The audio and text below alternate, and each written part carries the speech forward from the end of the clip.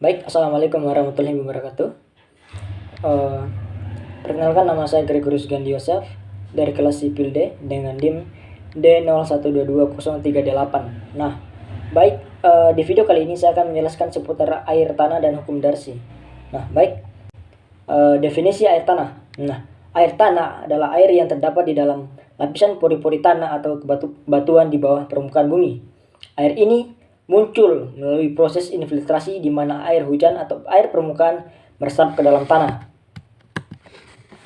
Nah, kemudian peran air tanah. Nah, air tanah memiliki peran krusial dalam siklus hidrologi, yaitu menyumbangkan sumber air untuk sungai dan danau melalui sirkulasi air bawah tanah ke permukaan. Nah, kemudian sebagai sumber mata air dan air sungai, air tanah mendukung kehidupan akuatik dan menyediakan akses ke air untuk konsumsi manusia, untuk pertanian, untuk industri, dan berbagai macamnya melalui sumur-sumur. Kemudian selain itu, air tanah mempertahankan kelembaban tanah, kemudian untuk menumbuhkan tanaman dan memberikan dampak pada iklim mikro di sekitarnya.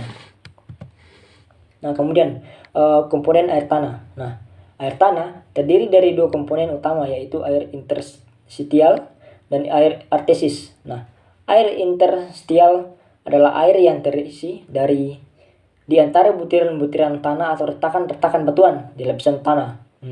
Ini adalah bagian yang terdapat atau dapat diambil oleh tanaman atau mengalir ke mata air dan sungai.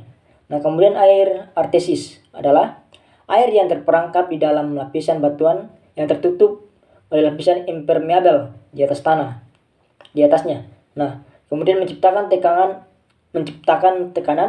yang kemudian dapat membuat air naik ke permukaan tanpa bantuan pompa. Nah, kemudian sifat-sifat air tanah. Nah, sifat-sifat air tanah mencakup permeabilitas dan porositas.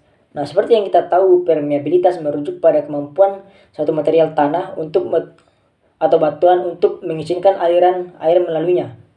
Nah, semakin tinggi permeabilitasnya, semakin mudah air dapat mengalir. Nah, kemudian porositas. Nah, porositas yaitu mengukur berapa banyak ruang pori-pori terdapat dalam suatu material dan dapat diisi oleh air.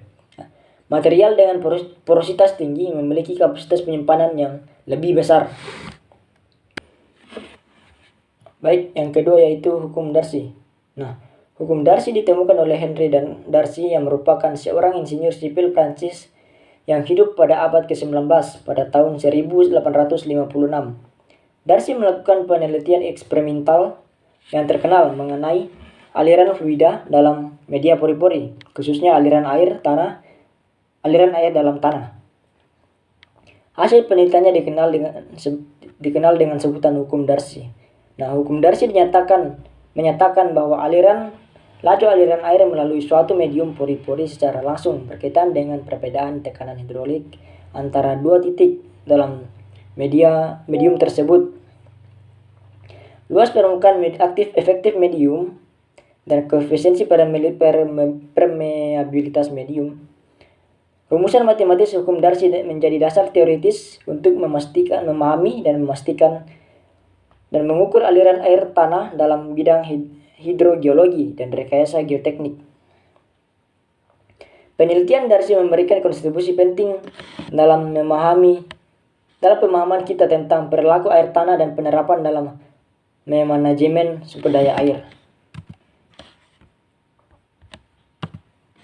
Nah, hukum ini menjelaskan aliran air dalam media poros seperti tanah dan menyatakan bahwa laju aliran air berbanding lurus dengan perbedaan tekanan hidrolik dan invers proporsional dengan panjang lintasan aliran serta permeabilitas medium tersebut.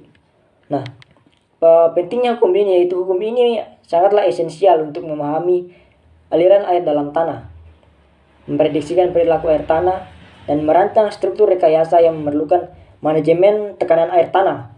Dalam konteks manajemen sumber daya air, hukum Darcy membantu mengoptimalkan eksploitasi air tanah, kemudian memitigasi risiko penurunan kualitas air, dan merencanakan pemanfaatan sumber daya air secara berkelanjutan. serta penggunaannya juga melibatkan pemahaman pergerakan cat terlarut, membantu dalam pemantauan dan mitigasi dampak lingkungan. Keseluruhan hukum Darcy adalah landasan penting untuk aplikasi praktis dalam pemodelan hidrogeologi, rekayasa struktur dan pengolahan berkelanjutan sumber daya air, yang memainkan peran penting dan kunci dalam upaya untuk memahami dan mengolah air tanah secara efektif. Nah, hukum Darcy dirumuskan berdasarkan perbandingan tekanan, luas permukaan, dan invers proporsional dengan panjangnya.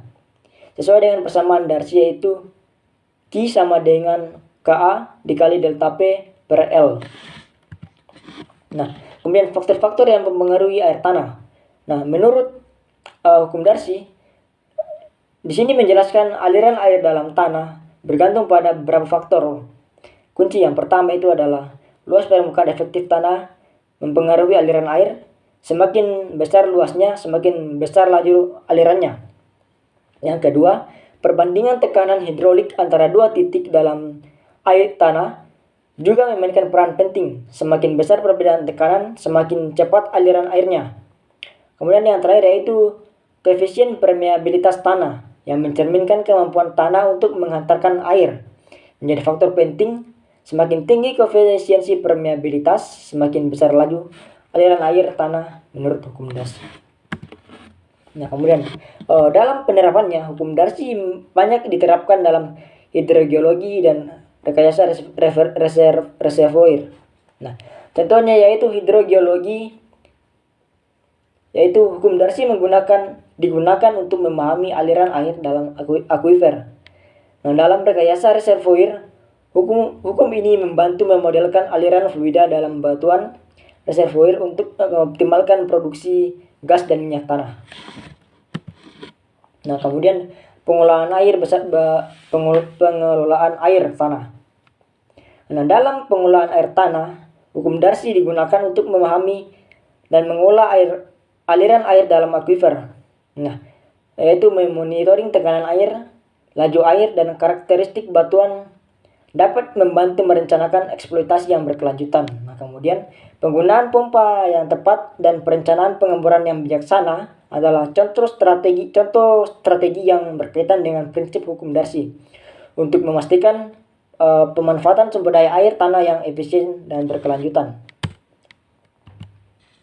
Nah, kesimpulannya, air tanah dan hukum Darcy adalah bahwa hukum ini memberikan dasar teoritis untuk memahami aliran dan dalam tanah. Dalam pengelolaan sumber daya air tanah, penerapan hukum Darcy membantu merencanakan eksploitasi yang berkelanjutan melalui pemahaman terhadap parameter seperti tekanan, laju aliran, dan karakteristik batuan akuifer. Dengan memanfaatkan prinsip hukum Darcy, pengelolaan sumber daya air tanah dapat dilakukan secara efisien dan untuk memenuhi kebutuhan yang berkelanjutan. Baik, sekian materi yang dapat saya sampaikan. Kurang lebihnya mohon dimaafkan. Assalamualaikum warahmatullahi wabarakatuh, dan sekian dan terima kasih.